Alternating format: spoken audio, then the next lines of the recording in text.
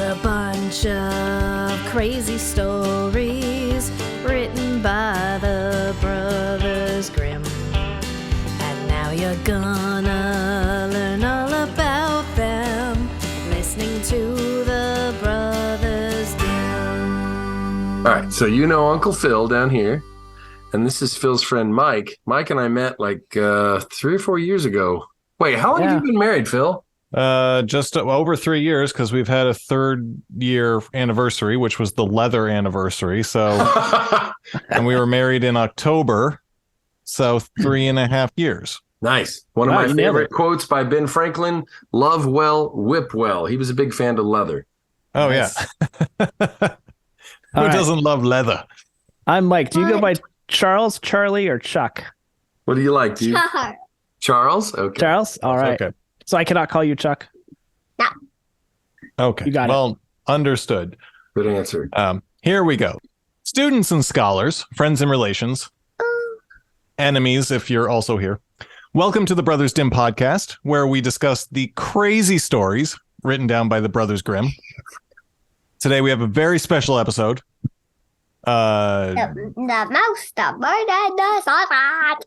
Yeah. Mouse, bird, sausage. Mouse, bird, sausage. Okay. I like very it. good. So we have 2 very special guests. We have Nate S. and his cool son, Charles.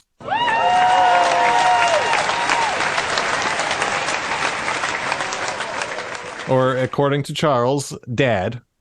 Right. Right. Nate is an educator, a music teacher, but an educator. We thought about maybe having you for the wonderful musician. Oh, we love that one too. But we'll be discussing, I guess today we will be discussing story 23, The Mouse, the Bird, and the Sausage. And I would like to say, to start, the first line that made me laugh. I don't know, Charles, what makes you laugh about the story? You said you like that everyone dies at the end. Well, the sausage goes out for wood. Yes. And then he gets eaten by a dog. Did you see Indeed, that coming? He does. He didn't even see it coming. Did you see it coming, Charles? Yeah. The first line that made me laugh, other than the title itself, which also made me laugh, was the first line. Once upon a time, a mouse, a bird, and a sausage became companions, lived well and happily with each other, and wonderfully increased their possessions. I mean, who doesn't like more stuff? They profited. It was a good situation. Yeah. Okay, Charles. So what I'm going to do now, I'm going to go through the plot. Well, first, actually, I should ask how everyone's doing. So, how are you, Charles? Good. Good. I second that. Good. Amazing. How are you two? I'm well. There's 2 things I could talk about. One is that the last time we talked, I had been very sick. Oh, yes. And what had happened, the reason we had to reschedule for there was a couple of reasons, but one of the reasons was my new baby got vaccinated. And one of the vaccinations was for something called rotavirus. Now, I'm not a... What's rotavirus? Well, it's a disease that makes you poop. But you poop too much. Yeah. And you get dehydrated. Yeah, it's not like a good poop. The baby got vaccinated, Charles, but spit all the vaccination out onto Amanda's hand. And then Amanda didn't wash her hand. So what we think happened, not right away. She did eventually, but not because she was holding the baby. We were at the doctor's office, and and so then she got so sick, and then I got very, very sick. So that's what happened. But I am feeling much better now. Oh, glad to hear it. Yeah, That is terrible. the You see, the problem with vaccines. No. Oh, it's one of those podcasts. No, but you can't. I will say that you probably shouldn't just eat the vaccines. Like I'm all for vaccines. Don't eat them. But of course, I mean, that's what the baby was doing. So I guess. Do that. Yeah, I'm not sure. Well, we're trying to keep the baby alive. That's an admirable goal. And how are you, Nate? I'm pretty swell. I got out of work today. I went and visited another music teacher in Brooklyn and got to hang out with him and meet his kids. Nice. And somehow visiting somebody else's place of work is always a lot more fun than going to your own. Typically. Yes. I'd very like to quickly point out that we're not trying to ignore Charles, though he is hopping between paying attention to us and something which he is possibly much more interested in. Nate? Is it netherite? Well, it's Dad and Charles solo all week because Mom's grading tests. So I had the brilliant idea of downloading the video game Minecraft. Sure. After reading a website, A Parent's Guide to Minecraft, and having years and years of my fifth grade students tell me it's the best game ever. And I checked it out, and it does look pretty cool. And so we downloaded it. And so the timing's not good because I said, "Hey, we're gonna talk about Grimm's fairy tales tonight," and he's like, "Yeah, I want to play Minecraft." So I think we've already gotten the best of Charles that we're gonna get. That's okay. I believe that So cool. one of your kids, Mike, is very into Minecraft. Oh, they are both addicted. Oh, one cool. of them one of them won't stop talking about it, and I don't know if I have to wait till they go away to college. I don't know, but it is everything. Well, pray excuse me for 1 minute, gentlemen. Not a problem. No problem. Show me what you found, dude. Yeah, mine begged for Minecraft for a while, and I was finally like, sure. When I first bought my Nintendo Switch, I played Minecraft. I really liked it, but I got bored of it in about 3 months, which is about how long it takes for me to get bored by any video game. Yeah, if my youngest is not playing Minecraft, then they are watching Minecraft videos on YouTube, which I always thought was a ridiculous stereotype of elementary school children, and it's not. It is 100% accurate. And I get it. I get the concept of watching someone do something very well.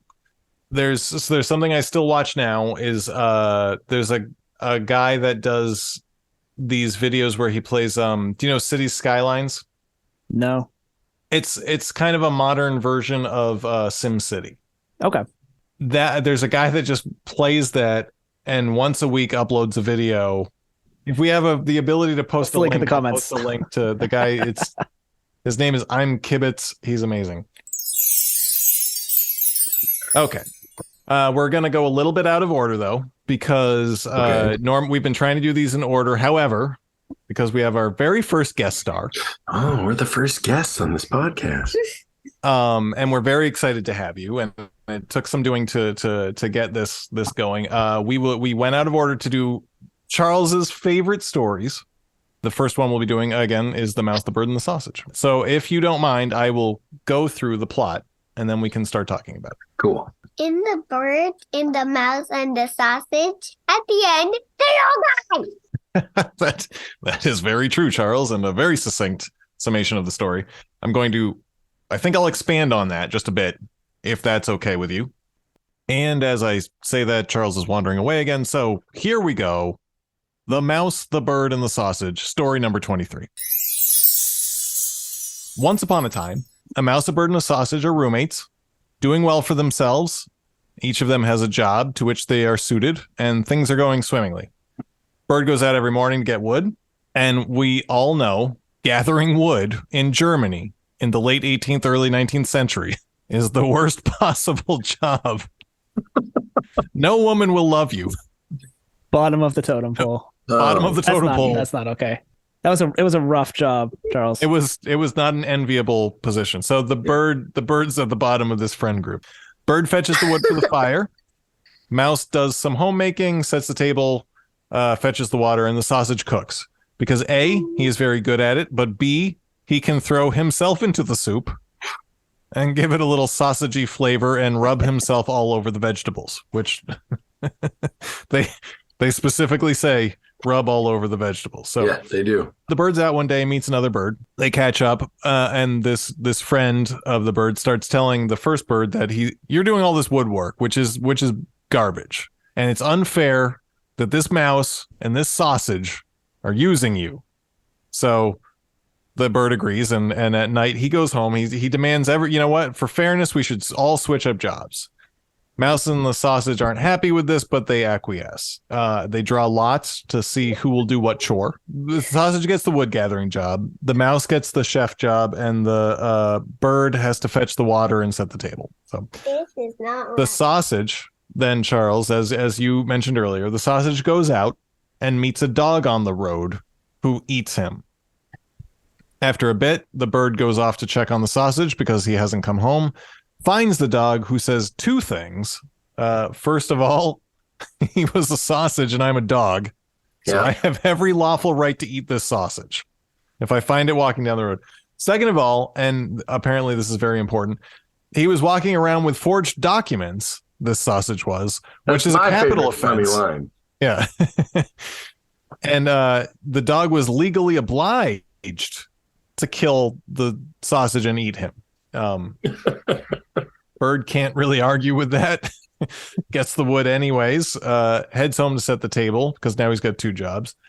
The mouse, who's trying to cook and having a hard time of it, but decides to try and add some flavor to the soup the way the sausage did, and hops in and immediately dies in the soup. So we have Vichyssoise avec mouse.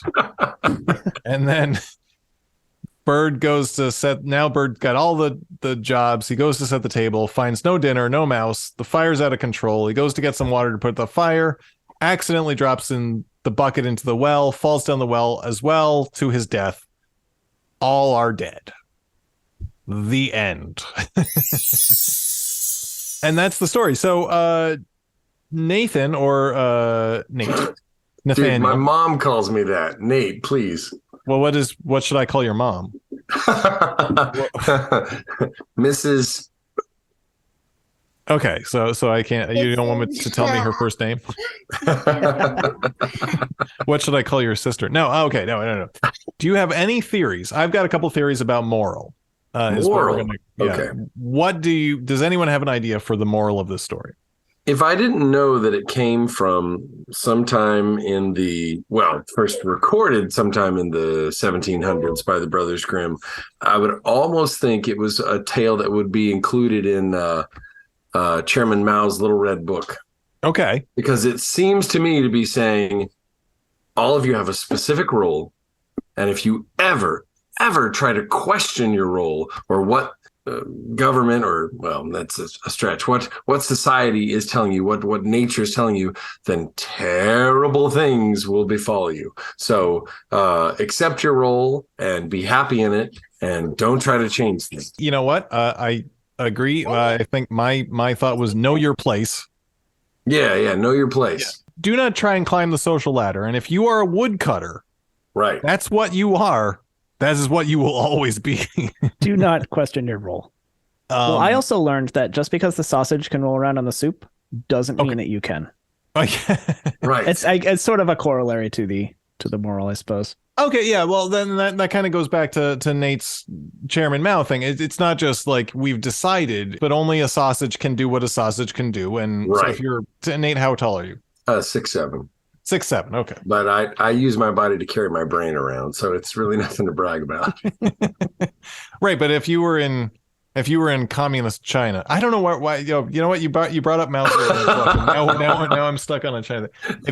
If you were in some sort of situation where they might put you to work, they might say short people can be tuba players. Sure. We need you to chop wood. We need you to chop wood because That's you seem right. very big. Probably Here's chop a your lot. axe. Here's your quota. Don't come back until you reach it. Worry about trombones later, or sousaphones, or whatever brass instruments. Actually, Nate, how many instruments can you play? Well, one. Okay. At a proficient level, 17. Good Lord. But that's just enough to teach like young humans. Yeah.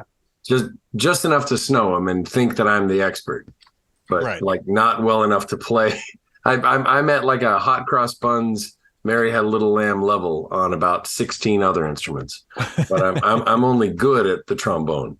Okay. Fair. The trombone is where you're getting paid. Cash money. Occasionally, yeah. Although one of my favorite Henny Youngman jokes, the definition of a gentleman is someone who plays the trombone but doesn't tell anyone that he can. I myself have driven, I don't even know how many miles to see you play trombone That's in my the middle favorite of place. in the middle of nowhere. Oh, that's right. And you and the band were all sitting in a truck bed. Yes, it was a converted tractor trailer. Yeah, a converted tractor trailer. And it was before my kid was born. So Amanda and I were very excited to go drive somewhere. Yeah, Footloose and Fancy Free. I remember that day. Charles was there. Charles was there, as was your beautiful wife, who is Yes. also an educator and currently involved in the New York. Was it Regents? Is that what she's? No, that's for high school. It's just the New York State exams. Okay. It's some sort of great. I don't know if Massachusetts has those. I never paid much attention. Unfortunately, our federal government ensures that every state, from Montana to Mississippi, tortures their children on a systematic basis to produce some sort of data. Yeah. This would be MCAS in Massachusetts. Oh, you right. When did MCAS, was that after we were in Oh, high God, school, yeah. Mike, or was it Yeah, way after. That was way after? Yeah. That was, I want to say it was the aughts when it started. Okay. Arn Thompson, type 85. The type of story this is Trading Places, in which family members exchange jobs with disastrous results. Again, as Charles mentioned, everyone dies. 5-year-olds are great spoilers. And they all die at the end. Oh, gee. Okay. Anyways, it's animals, family Trading Places. Family members exchange jobs with disastrous results. 85 is specifically animals, and if not an animal, a piece of food. Doesn't just have to be sausage. I can't wait until we get some more of these. But I know this is not the only one of these. But the Germans, while Germans love sausages and David Hasselhoff, True. There's also type 1408, which is just humans, which kind of has a sort of wacky sitcom vibe, I guess, which I guess we're still doing, which is, you're the dad and you're home with the baby. Well, how's he going to cook and clean while mom has to go have the big business meeting? And hijinks ensue. I feel like The Simpsons does that a lot. Anytime Marge is away, and it's just Homer and Bart. Halfway through the episode, the house is trashed. Homer has no pants, and Bart is working for the burlesque house down the road. Yes. Family Guy did that too. Stewie was walking around with 2 weeks worth of poops in his diaper, dragging it behind him like a wheelbarrow. Well, here's the thing about that, and so I've seen on the, and I think I've figured out a parenting trick. The bigger diapers say up to 30 pounds. Now, that's the child, so not the poop. Okay, fair enough. Just 16 pounds of poop aside, then this is been done in a million sitcoms, right? With the dad is yeah.